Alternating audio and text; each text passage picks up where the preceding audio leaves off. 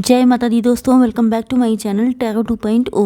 दोस्तों आज मैं आप लोगों को बताऊंगी कि कन्या यानी वर्गो राशि वालों की लाइफ 9 अक्टूबर के दिन कैसे रहने वाली है। तो चलिए दोस्तों स्टार्ट करते हैं। यूनिवर्स प्लीज़ मुझे बताइए कि 9 अक्टूबर के दिन वर्गोस की फैमिली लाइफ कैसी रहेगी।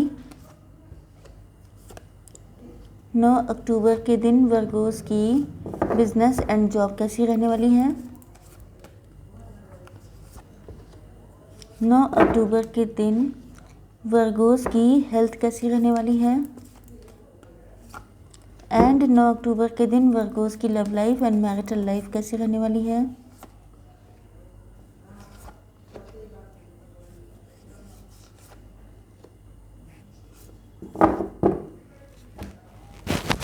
बॉटम ऑफ द डेक आ चुका है नाइट ऑफ कप्स।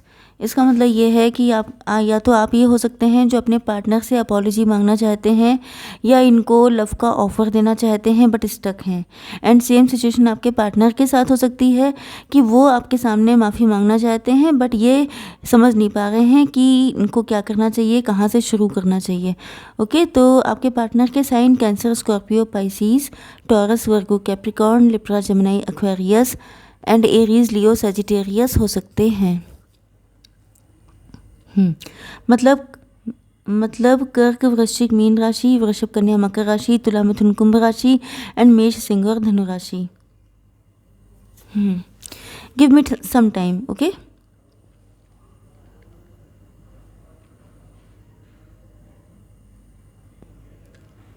मुझे ऐसा लग रहा है कि आपके पार्टनर या तो बहुत लंबे टाइम से फाइनेंशियल लाइफ में जगल कर रहे थे, या तो ये बहुत एम्बिशियस हो सकते हैं या ये इनकी फाइनेंशियल लाइफ में दिक्कतें चल रही हो सकती हैं तो वहाँ पे जगल कर रहे थे। मतलब ये अपने फाइनेंशियल लाइफ को पहले सॉल्व कर रहे थे। या ये हो सकता है कि आप एंड इनकी लाइफ में कोई थर्ड पार्टी हो सकती है जहाँ पे ये बैलेंस बनाने की कोशिश कर रहे थे। या ये भी हो सकता है कि इन्होंने शायद आपको प्रायोरिटी नहीं दी थी। ये अपनी लाइफ में दूसरे चीज़ों में फंसे हुए थे, जैसे कभी फाइनेंशियल लाइफ हो गई, कभी मैरिटल लाइफ हो गई, कभी अपने पेरेंट्स के लिए सोचना, कभी अपने बच्चों के लिए सोचना। मतलब बाकी सारी रिस्पॉन्सिबिलिटीज़ के लिए इन्होंने टाइम निकाल रखा था बट आपके लिए टाइम इन्होंने नहीं निकाला था। एंड फाइनली अब ऐसा लग रहा है कि अभी अपने कर्मा फेस कर रहे हैं। मतलब ये हुआ कि या देखिए यहाँ पे दो सिचुएशन हो सकती हैं। एक तो ये कि या तो आपके पार्टनर ने इंटेंशनली आपको इग्नोर किया है जिस वजह से ये कर्मा फेस कर रहे हैं, क्योंकि शायद आप इनसे दूर हो रहे हैं, शायद आपकी मैरिज पक्की हो गई है, शायद आप ही खुद इनसे नाराज़ हो गए हैं। आपको लग रहा है कि जैसे आपको प्रायोरिटी नहीं दी जाती है। या ये हो सकता है कि शायद ये इतना फंस गए थे मुसीबतों में, इतनी सारी दिक्कतें इनकी लाइफ में थीं कि शायद ये आपको वक्त नहीं दे पाए। मतलब ये कोशिश करते रह गए कि चलो अच्छा ये निपटा लें फिर जाएंगे, चलो अच्छा आज ये काम कंप्लीट कर लें फिर कर लेंगे। मतलब ऐसा नहीं था कि ये इंटेंशनली कि चलो मुझे इनको नीचा ही दिखाना है या इनको डाउन फील कराना है, ऐसा नहीं है। ये खुद फंसते रहे एंड अब इनको फील हो रहा है कि जैसे इनके साथ एंड आपके साथ दोनों के साथ बहुत गलत हुआ, क्योंकि हो सकता है कि शायद टाइम बहुत निकल गया, शायद आपको वेट बहुत करा दिया इन्होंने एंड इनको एहसास हो रहा है कि जैसे मतलब ये भी खुश नहीं रहे, आप भी खुश नहीं रहे, तो इनको लग रहा है कि दोनों के साथ बहुत गलत हुआ है एंड ये ईश्वर से मना रहे हैं कि आप लोगों का यूनियन हो जाए।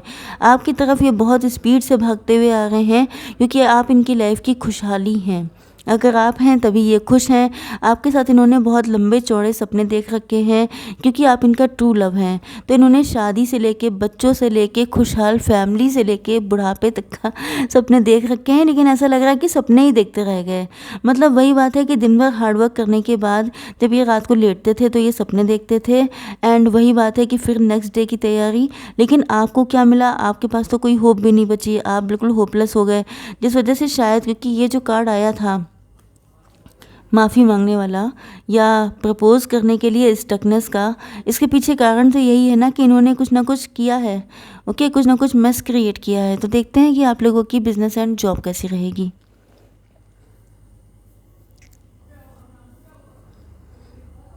मुझे लग रहा है कि आप लोग काफ़ी रिस्क टेकिंग पर्सनालिटी हैं।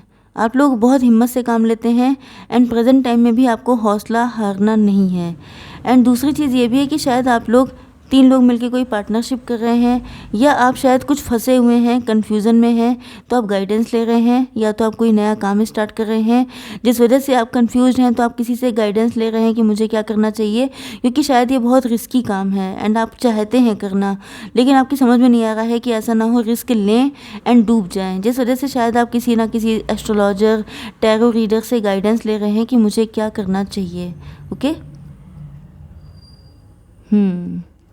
चलिए देखते हैं कि आप लोगों की हेल्थ बहुत अच्छी रहने वाली है। गुड न्यूज़ आने वाली है। गुड न्यूज़ किसी भी फॉर्म में हो सकती है, प्रेगनेंसी की फॉर्म में हो सकती है, आपकी फैमिली में कोई बेबी के आने की खबर मिल सकती है, या आपको अपने वर्क प्लेस पे कोई गुड न्यूज़ मिल सकती है, एंड या तो आपकी मैरिटल लाइफ या लव लाइफ से जुड़ी कोई गुड न्यूज़ हो सकती है, लेकिन कोई ऐसी गुड न्यूज़ हो सकती है जो आपका दिन बना दे। ओके, तो बहुत ज़्यादा खुशी है, बहुत ज़्यादा, या तो अगर आपने अपना कोई चेकअप कराया है, आपकी रिपोर्ट्स गई हैं डॉक्टर के पास, तो वहाँ से ऐसी कोई न्यूज़ आ सकती है कि सब कुछ बहुत ही फिट एंड फाइन है। ओके, तो जो भी न्यूज़ आ रही है बहुत अच्छी आ रही है एंड आपका दिन बन जाने वाला है। अब देख लेते हैं कि आपके पार्टनर की फीलिंग्स क्या हैं आपको लेकर।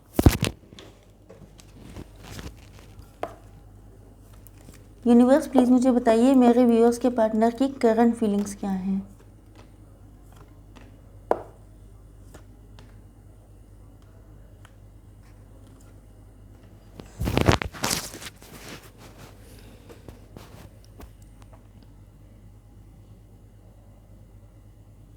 देखिए, मुझे ऐसा लग रहा है कि आपके पार्टनर जो हैं वो काफ़ी ज़्यादा स्टक हैं, फंसे हुए हैं।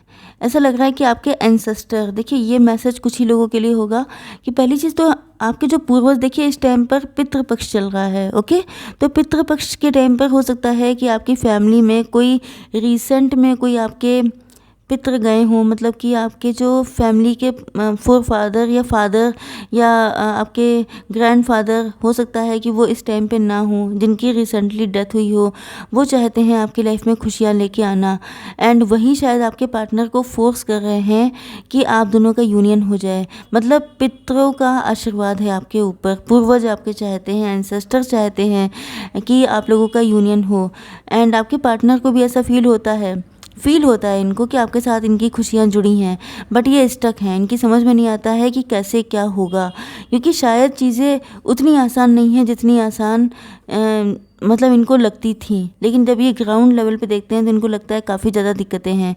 आपको सोचते बहुत रहते हैं, मैनिफेस्ट करते हैं, आपके ख्याल इनके माइंड में 24 घंटे रहते हैं, एंड ये आपको दुनिया से छीन लेना चाहते हैं। इनका मतलब बस चले, तो ये बहुत ज़्यादा ये मैनिपुलेटिव हो सकते हैं। मतलब ये साम दाम दंड भेद कुछ भी करके आपको अपनी तरफ अट्रैक्ट करना चाहते हैं। कोई भी कोशिश ये किसी भी तरह से 100% देना चाहते हैं आपको पाने के लिए, एंड अगर उससे भी बात नहीं बनती है तो ये ईश्वर पे सरेंडर कर रहे हैं। मतलब वही चीज़ मैंने आपको बताई कि किसी भी तरीके से आपको पाने के लिए ये कुछ भी करने को तैयार हैं।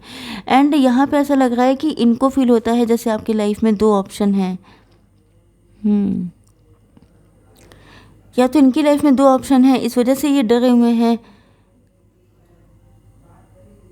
या तो इनकी लाइफ में 2 ऑप्शन है, ये किसी और के साथ मैरिड हैं, तो शायद आप डरते हैं क्योंकि आपको लगता है कि अगर आपने शादी की तो कैसी होगी आपकी लाइफ, या शायद थर्ड पार्टी सिचुएशन हो सकती है, कुछ भी ऐसा हो सकता है जिस वजह से आप डरे हुए हैं, या शायद आपकी लाइफ में 2 पर्सन हैं एंड आप कंफ्यूज्ड हैं कि आपको किसको चूज़ करना चाहिए।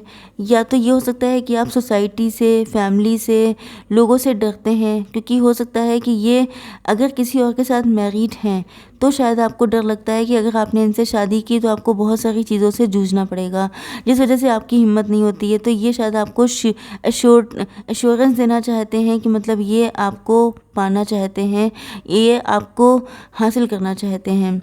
तो यहाँ पे ऐसा लग रहा है जैसे आपको पाना इनके लिए बहुत बड़ी एक उपलब्धि होगी, बहुत बड़ी एक रिवॉर्ड होगा, क्योंकि लग रहा है कि जैसे अगर ये आपको हासिल कर लेते हैं तो, क्योंकि बहुत टफ है, वही मैंने कहा था चैलेंजेस बहुत हैं, बहुत देखने में जितना इजी लगता है अगर देखा जाए तो इतना इजी कुछ भी नहीं है।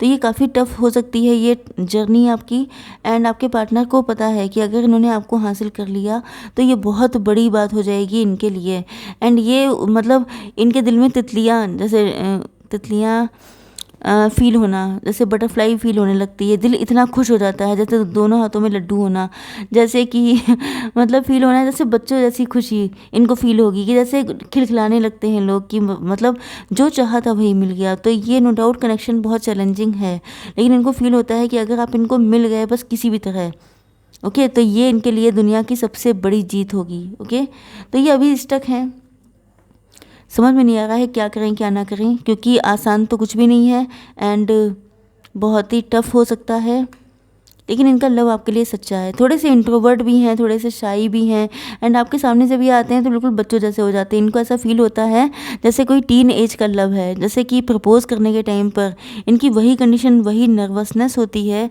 जो किसी टीनेजर के अंदर होती है। एंड इसका रीज़न भी है, मैंने आपसे कहा था कि बहुत सारे लोग अगेंस्ट हो सकते हैं। तो ये जानते हैं या तो आपके सूटर्स बहुत हैं, आपको चाहने वाले बहुत हैं, आप देखने में बड़े खूबसूरत हैं, या फैमिलीज़ अगेंस्ट हैं। तो इनको लगता है कि अगर ये आपके पास आएंगे तो इनको बहुत सारी चीज़ों से जूझना पड़ेगा। ओके, तो चलिए देख लेते हैं थोड़ी सी guidance. Universe please give me one card.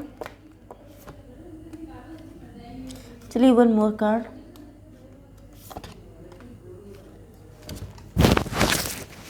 देखिए कार्ड आया है you and your loved ones are safe. आपकी फैमिली में अगर किसी की तबीयत खराब थी या आपकी, तो या आपके मन में किसी तरह का खौफ है, डर है, ये कहीं किसी को कोई दिक्कत ना हो जाए, क्योंकि कुछ लोग होते हैं जो थोड़ा सा डरते ज़्यादा हैं।